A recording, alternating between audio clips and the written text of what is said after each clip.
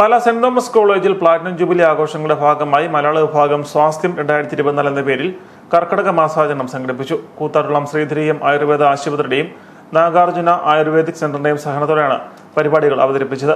മലയാള സാഹിത്യത്തിന്റെ ആധാരശിലയായി കരുതപ്പെടുന്ന രാമായണത്തെയും കർക്കടക മാസവുമായി ബന്ധപ്പെട്ട ആചാരാനുഷ്ഠാനങ്ങളെയും പുതിയ തലമുറയ്ക്ക് പരിചയപ്പെടുത്തുകയായിരുന്നു പരിപാടിയുടെ ലക്ഷ്യം. കർക്കടക മാസത്തിലെ ആരോഗ്യ സംരക്ഷണം എന്ന വിഷയത്തിൽ ശ്രീധരീയം ആശുപത്രിയിലെ ചീഫ് ഫിസിഷ്യൻ ഡോക്ടർ അഞ്ജലി ശ്രീകാന്തും ആധ്യാത്മ രാമായണവും കേരള സംസ്കൃതിയും എന്ന വിഷയത്തിൽ നാഗാർജുന ആയുർവേദിക് സെന്റർ കാലടിയുടെ ഡയറക്ടർ ഡോക്ടർ കൃഷ്ണൻ നമ്പൂതിരിയും രാമായണം എന്ന കാവ്യം എന്ന വിഷയത്തെ ആസ്പദമാക്കി സെന്റ് തോമസ് കോളേജ് സംസ്കൃത വിഭാഗം മുൻ മേധാവി ഡോക്ടർ CT ഫ്രാൻസിസും പ്രഭാഷണം നടത്തി. എഴുത്തച്ഛനെ വായിക്കാത്തവർ മലയാളിയല്ല എന്ന് തന്നെ പറയാം, അല്ലെങ്കിൽ മലയാളിയാവാൻ വയ്യ. അത്രയ്ക്കും പ്രാധാന്യമാണ് രാമായണത്തിന് ഉള്ളത് ഇവിടെ.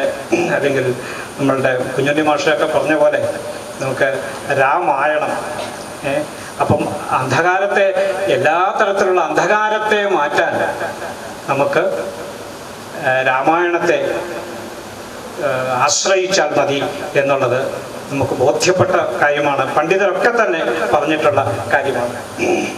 ഇപ്പം നമ്മളിലൊക്കെ നമ്മളുടെ ജീവിത വിജയത്തിന് ഏറ്റവും പ്രധാനപ്പെട്ടതാണ് ഈ മൂല്യബോധം വളർത്തിയെടുക്കുക എന്നുള്ളത്.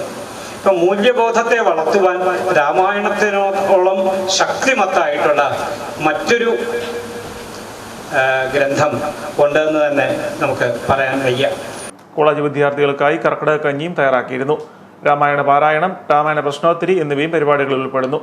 College principal doctor CB James Malayala സമാജത്തിന്റെ ഉദ്ഘാടനം നിർവഹിച്ചു.